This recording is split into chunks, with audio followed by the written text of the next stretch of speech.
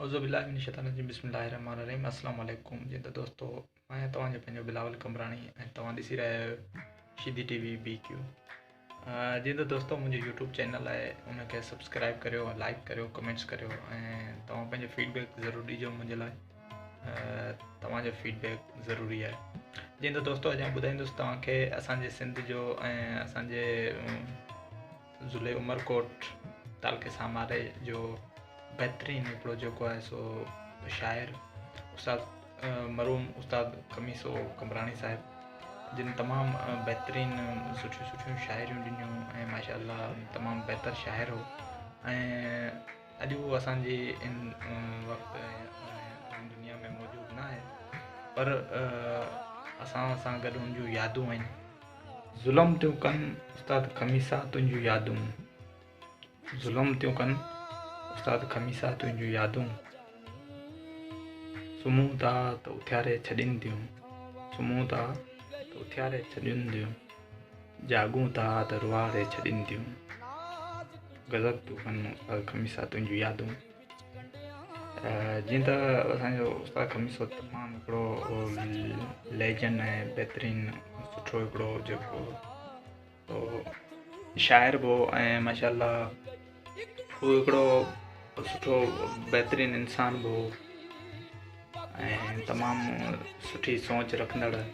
हमेशह जॾहिं बि राति सुबुह जो सवेरे घरां खां वेंदो हो त तमामु ॿारनि सां मिली करे उन्हनि खे गाॾी में घुमाईंदो हो ऐं हमेशह अक्सरियत जेको आहे सो टैक्सी हलाईंदो हो। जॾहिं बि टैक्सी में अक्सरियत माण्हुनि जी जेको आहे पूरे सामारे शहर जे स्टाफ वारनि खे उस्ताद खमीसे जी गाॾी में वेहण जो तमामु घणो शौक़ु हूंदो हो।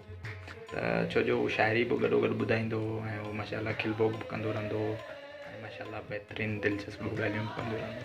उन जे करे तक़रीबन जेके बि हूंदा हुआ उन्हनि खे इहो इन शइ जो जाम हिकिड़ो शौक़ु हूंदो त उस्ताद खमीसे सां गॾु वञूं, जीअं त मंज़िल जी ख़बर ई कोन पवंदी। ऐं हुन जा जेके छोकिरा आहिनि 5 छोकिरा आहिनि ऐं 3 नियाणियूं आहिनि ऐं जंहिं मुंहिंजा हिकिड़ी इंतकाल करे वई, बक़ाया जेके 2 मुंहिंजे आहिनि। जीअं त 2 छोकिरनि जूं शादियूं बि थियल आहिनि, जीअं त अशरफ ऐं एहसान जूं। पर अॼु उनजी यादि में असां नंढिड़ो हिकिड़ो व्लॉग ठाहियूं पिया। तव्हां दोस्तनि खे गुज़ारिश कंदुसि त मुंहिंजो यूट्यूब चैनल आहे शीदी टीवी BQ, उनखे सब्सक्राइब कजो, लाइक कजो।